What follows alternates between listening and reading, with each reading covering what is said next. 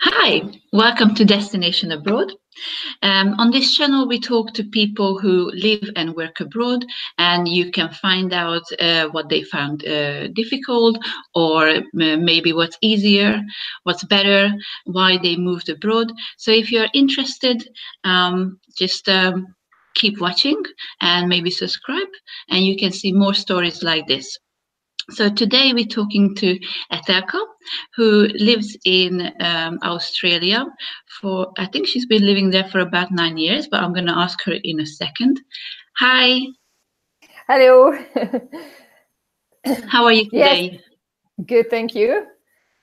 Yes, I'm living here nearly 9 years ago now in Queenstown, Australia. Wow. So help me. Is it winter there still, or what? It's Because autumn. it's different. Yes, so we had summer and it's now autumn, but it's still pretty warm. So yeah, it's great. I love the weather. Nice. Yes, everyone who wants to go to Australia obviously wants to see the kangaroos, the koalas, and of course, they want to go there for the weather. How do you find it there? Have you seen any kangaroos and koalas? Yeah, of course.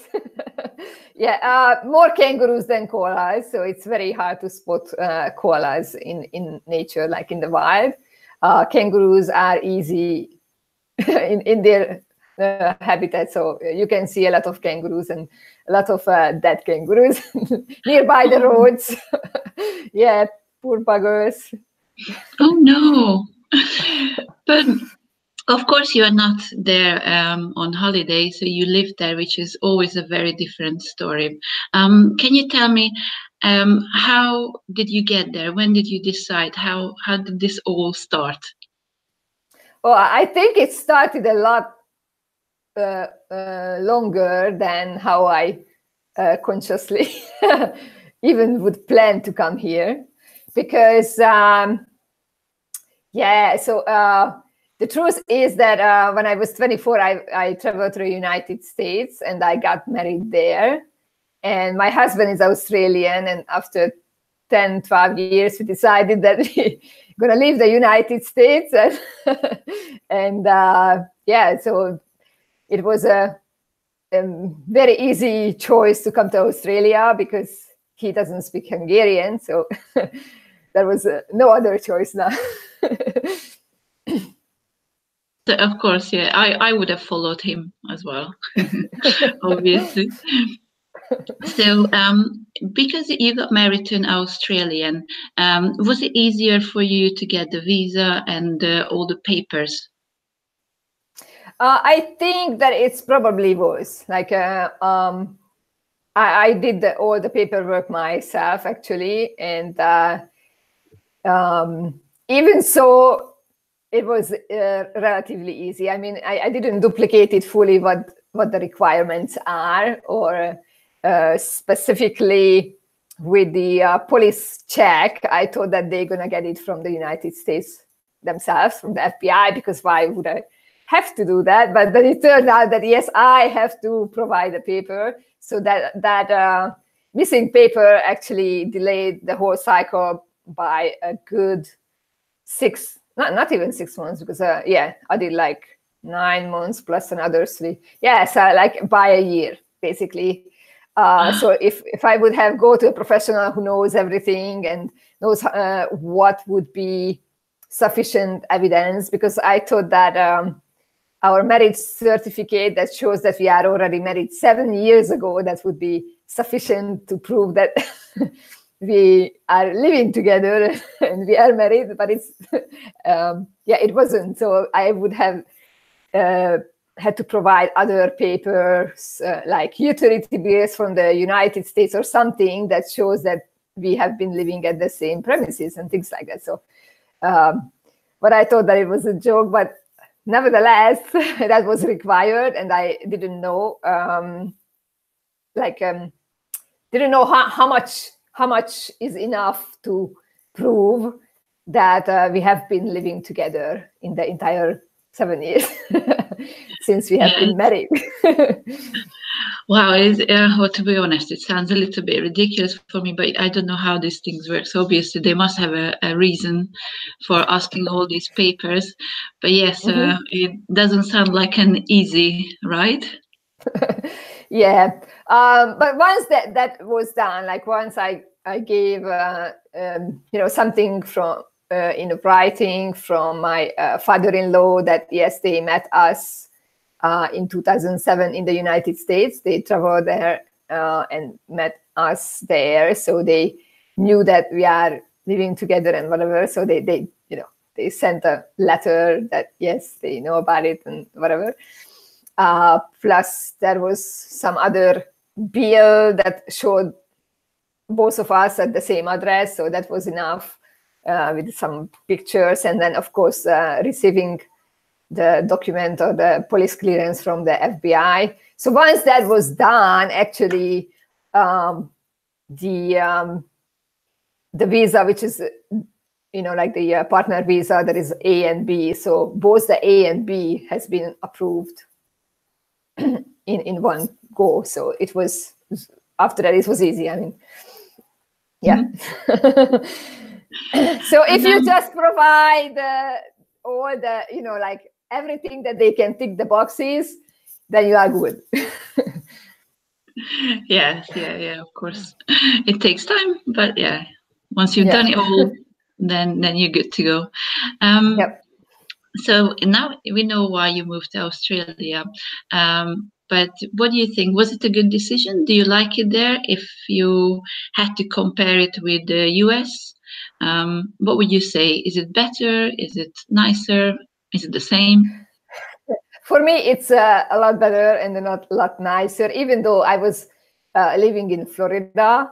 But I think that the cities here are much more planned out. There is much more parks and nice green areas, like really nice parks. And when you have kids, it's an important thing. And anyways, I think it's just, like recreational areas. It's just good.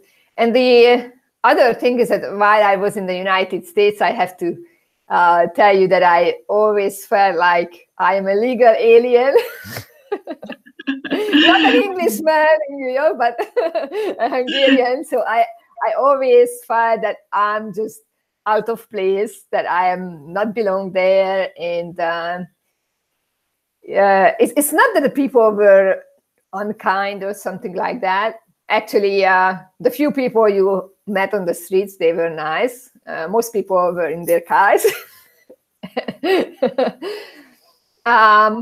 But it's there is a lot to do with what is going on in your head. So I think that it's all have been in my head that I am an alien there. It was in my head.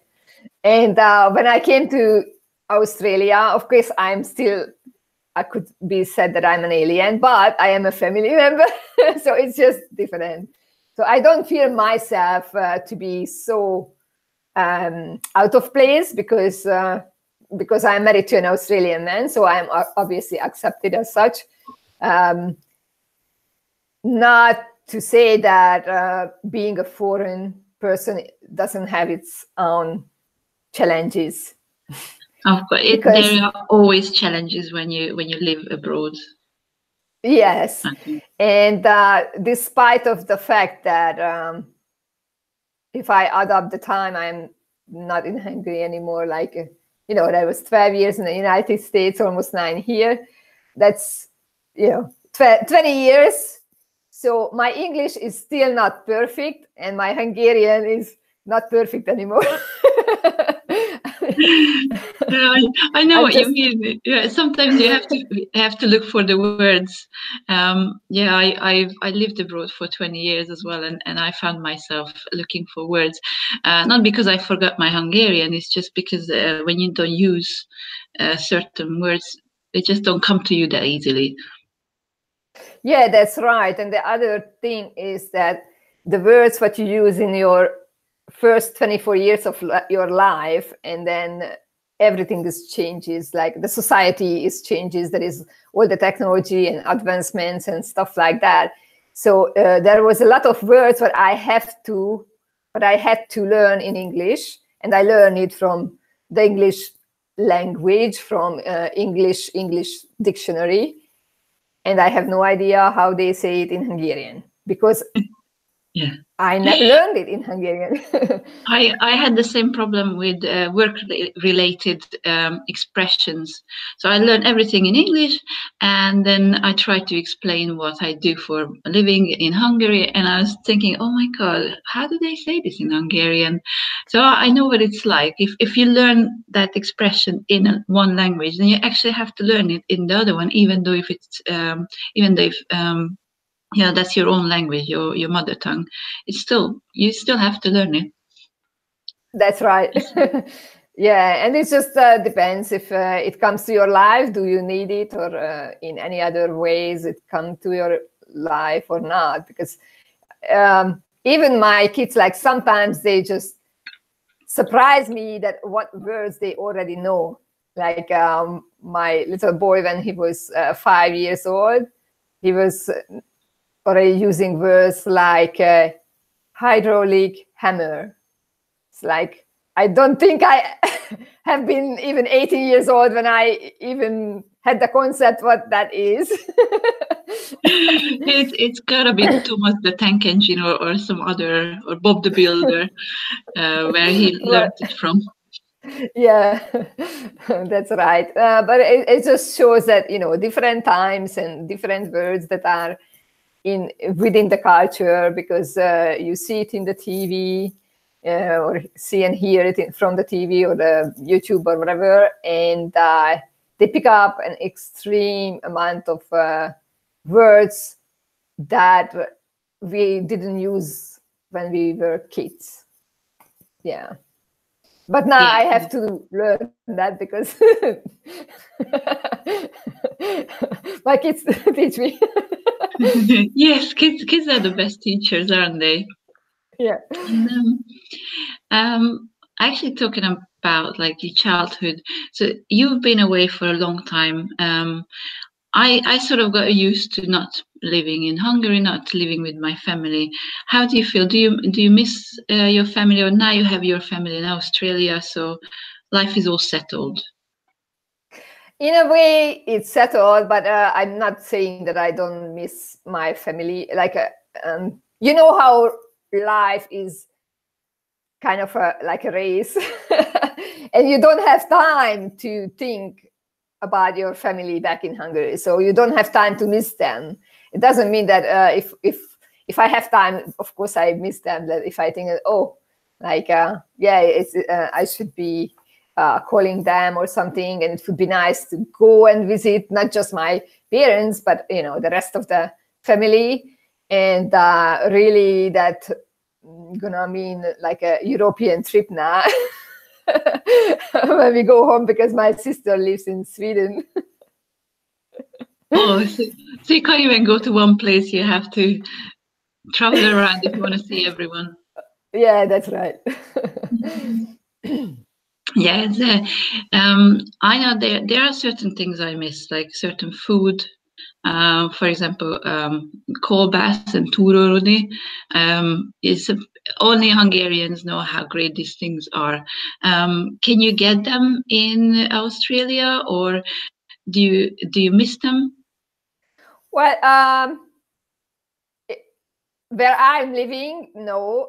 In Brisbane or at the Gold Coast, I know that there is a Hungarian couple, and they have a shop, and you can get all the Hungarian stuff from there. But for me, that's 170 kilometers drive. So yeah, I just looking at the Facebook post that, oh, this arrived, that arrived, and it's like, oh, that would be nice. So the closest thing what we have is the Hungarian salami that you can buy in the shopping center. And my daughter is just like, she's like, I want Hungarian salami. And she knows what's good. Yeah, if it's a Danish salami, that's not good enough. It has to be Hungarian. And so often the question comes up when there is a mixed nationality couple. So, do you teach your children Hungarian? Is it hard for them to understand your origin? It's tricky. You see that everybody in my family say, teach them Hungarian, teach them Hungarian. And the thing is that when she was a year and a half old, so she was just about to speak, I only spoke to her in Hungarian. And at that time, my parents were here and they also spoke to her in Hungarian. And then my parents left and my daughter started to speak in English. Because at the park, all the kids will speak English. And then since then, it's like, yeah, I know that some people say that, just talk to them in Hungarian and then they will learn. And for a long time, I kind of didn't feel that comfortable, I guess. And I didn't do it. So, and then once when I was like, okay, I will try that. I will try this advice. I'm going to start speaking Hungarian. And it's like, Mommy, you speak English. Why don't you speak English to us? We don't understand you.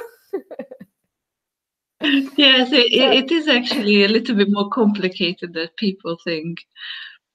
Yeah, I think so. I mean, it's not that I don't want to get them, to teach them. And there are some words that they did learn.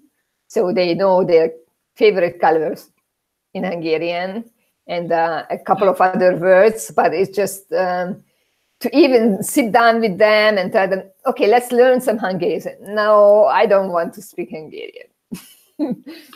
Yeah, so they study a lot in school already, I guess. They have to study a lot, so this is then some extra they would have to learn. Yeah, I think it's not really that, because on the other hand, when we have been playing with there is another couple, Hungarian couple in the city, and when we have been playing together with their son who doesn't speak English, just Hungarian, then my daughter was like, Mommy, how do you say that in Hungarian? Because she wanted to say something to him. So obviously it's more like I need to somehow find a great motivation for her to want to speak the language. So yeah, like now we are planning to go down to the Gold Coast. There is going to be an Easter picnic there with all the Hungarian kids and activities. And I hope that is going to give them, again, a little bit more inspiration to learn the language, or at least some more words. And ultimately, I know that we have to go home to Hungary and spend there 2 months or 3 months. And then I think that by the time we come back, they speak Hungarian. Yeah, they actually learn quickly, but yeah, they need the right type of motivation. Yeah. How easy? So you said you talked a little bit about integration into Australia, but how easy was it for you to get a job there?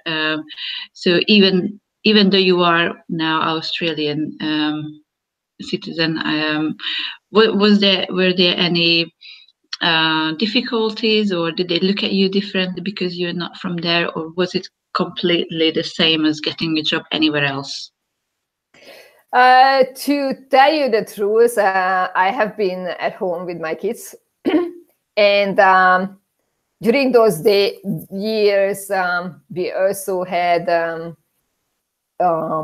little company, because my husband decided that he is gonna be a subcontractor for the company he was working with.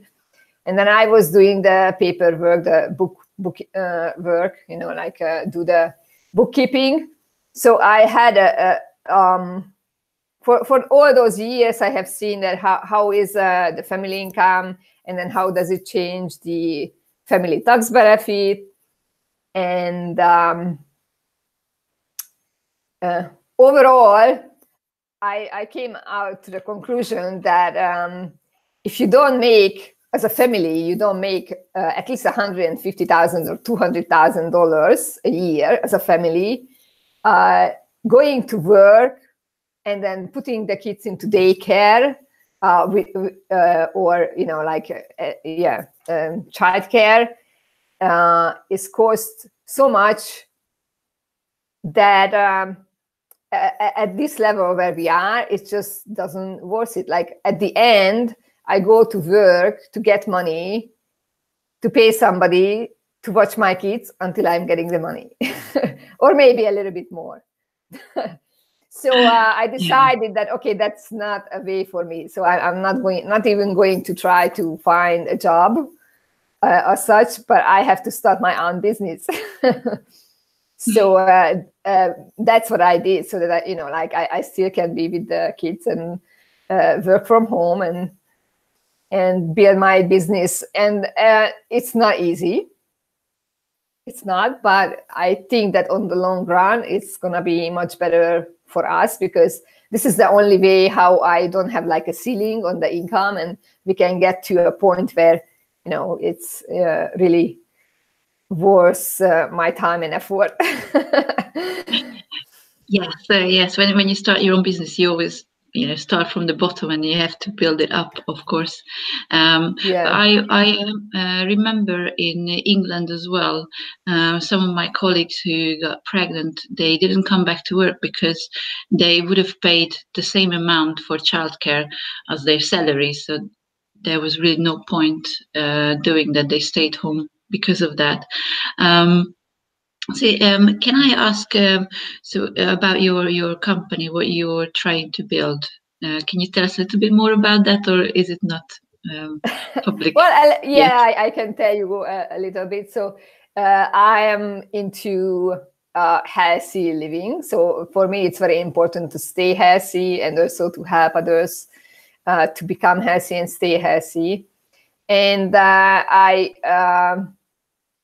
about a year ago, a friend of mine introduced me to a very interesting product and health science breakthrough, which is basically there are some certain molecules in our body which makes it possible for the body to communicate with the cells. So it's a cellular health technology thing.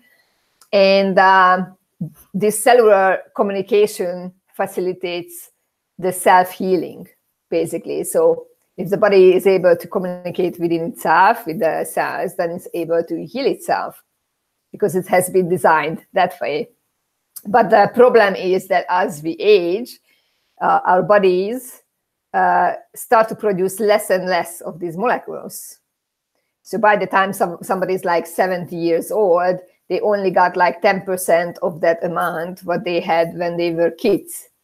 And that's why you see that the kids get well really quick. They heal fast. If they scrape their skin, that heals fast. When somebody is 70 years old, it takes 10 times as long to recover as a kid would.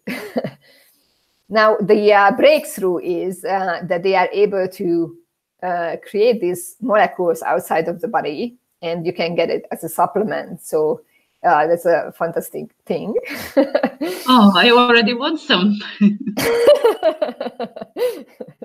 Yeah, it's really great. It helps you to keep up your energy, it has fantastic results. So it's really good. Sounds good. Yeah. Who wouldn't want to be healthy? Of course. Yeah. Well, I wish you good luck with that, and the best of luck. I'm pretty sure this is going to be well, because health is a very important thing, and more and more people realize that we really have to pay attention to our health, because that's the only thing you can't buy with money. Right. Yeah. Except for the supplements, because those you can buy for money, but still they don't replace everything. Yeah. Oh, nice. Well, is there anything you would, let's say someone wants to move to Australia, because obviously people watching this interview, they want to know what it's like to live there, how easy or hard it is. So do you have any advice or anything you would say to people who plan to live in Australia? I think that probably the best thing I could say, because as I said, I have been also in the United States. I actually lived in Denmark as well for 2 months. So I have been in a couple of places, and what I think is that all the surrounding and all the like all what comes with the country, that is one thing, but the other thing is what is that we bring with us. And if we don't have what it takes, then it doesn't matter where you go. Like which country. You have to have the right kind of mindset. You have to have the right kind of mindset, and you have to have, like, you need the willingness to learn new things and change, and don't limit yourself. Like, that's, I think, the most important thing, that if we have a self-limiting belief, then it doesn't matter where we are going. Because we trip ourselves. So it doesn't matter what are the opportunities. This can be the greatest opportunity there, but if you can't reach it because you hold yourself back, it's just not going to work. And all that effort that it takes to get out to another country, to get the visa, to establish yourself. Like, I can imagine that if somebody comes from Hungary, and not the way how I came, like as a, I came in on tourist visa, and then I put in my visa for the partner visa. Mm-hmm. But when you come in with any other visa type, I think that you have to also provide the proof that you have a certain amount of money in the bank and stuff like that. So I know that a lot of people end up selling their home in Hungary just to be able to come out here, to have enough money to start a life, until you get employment and stuff like that. So it is a huge undertaking. And honestly, when somebody's thinking about that, we just have to be honest with ourselves that, okay, so if I'm going to do that, am I going to just sabotage my entire life? Not because of the country where I'm going, but because I don't even believe that I can do it. Like if somebody is not certain in that, then it might be just better to stay in Hungary, because the way how I see is that people with a successful mindset can be successful in Hungary as well. So you don't have to go to another country for success. Mm-hmm. So if that is the only reason, then if the only reason that somebody is thinking that Hungary is financially not viable, or something is wrong with it as a country, and it's going to be better in another country, it's not. I don't know. Do you know that? I think it's a tale, or that there is an old man who is sitting on the hill outside the city, and there is a traveler, and the traveler is asking that, good afternoon.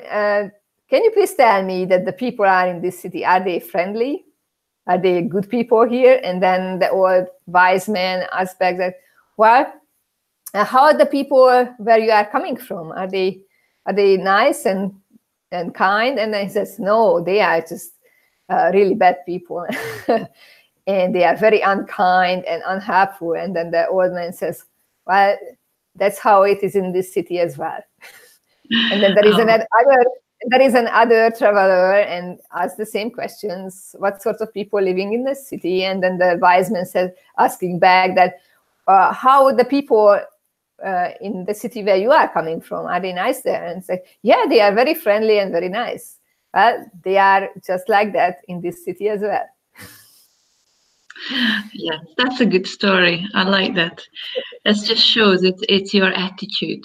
That's the most important. Right. Well, thank you very much for talking to me today.